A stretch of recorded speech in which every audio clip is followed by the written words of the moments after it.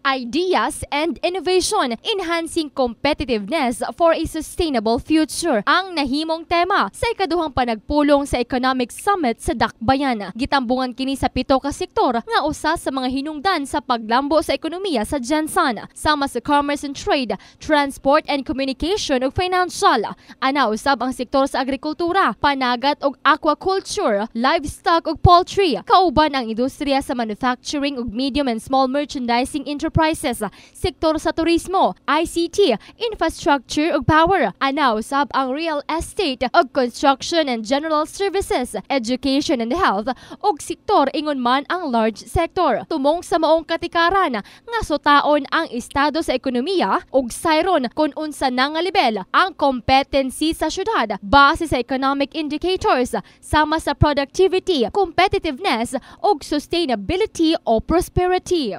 So in terms of productivity, si Gensan Manggod part of SOCSurgen siya, madam, di ba? So SOCSurgen actually is performing very good in terms of agricultural productivity.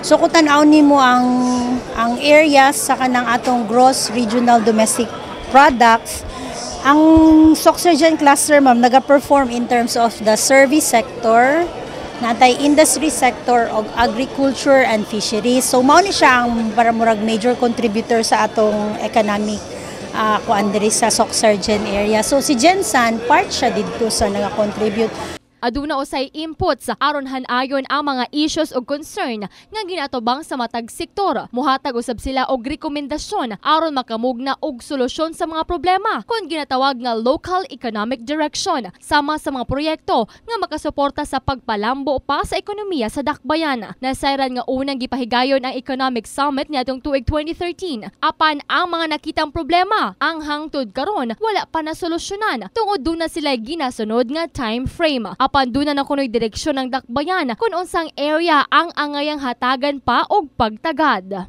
Nya napo tay gipanglatag dito na unsa na poy direksyon nato. So intensive infrastructure development, pag-address sa transportation problems, pagpapaspas sa business processing. Usually those are areas mga that are kanamurag na deterrent ba in terms of our parang paspas nga progress. Samtang dako kuno ang kaayuhang dala sa Economic Summit 2015 sa sektor sa pangturismo. Tungod kay gumikan niini, mumugna sila og estruktura sa kung paunsa ang dagan sa turismo aron ang tanang katawhan sa Dakbayan ang mismong makabenepisyo. Nga paningkamutan pa gyud nga mohatag ta og state of the art nga mga facilities sa ato ang airport para pag-abot sa ato mga bisita wa sa ikareklamo. So didto pa lang sa airport pa lang daan ma-feel na nila nga ang turismo sa Gensan nagaangat o nagaangat gyud. Daghang opportunity. Ang gitawag nato is value chain. Pananglitan atong sugdan sa airport.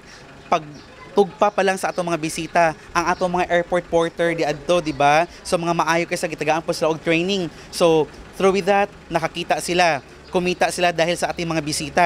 Pagdating pa lang doon, may taxing nakaabang. Kumita yung ating taxi. Okay? So, yung mga taxi din na ititrain din yun. How to become a tourist, tawag ito kanang tourist guide driver at the same time. So, kumita yung taxi. Pagdating doon sa hotel, pag welcome ng hotel, kumita din yung hotel. Paglabas nila kinagabihan, kumita yung mga fast foods or let's say kumita yung mga restaurant sa Gensan. So that is what we call the value chain of tourism. Sa padayong pagtaas sa tourist arrival sa Dakbayan, ubay-ubay na usab ang pagdagan sa ihap sa mga pension houses o hotels. Base sa datos sa SEMSIDO, sukad natong bulan sa Hunyo, doon na 215 kung 250 na ang mga establishmento nga nagatanyag og akomodasyon og padayong panggadugang. Plano usab nila nga himuong convention hub ang syudad. Samtang giawhag sa lokal nga panggamanan sa Dakbayan ng publiko nga mosunod sa mga balaod nga ginapatuman sa syudad aron sa susamang pamaagi, makatabang sila sa pagpalambo sa Gensan. Jess Saladuna, Brigada News.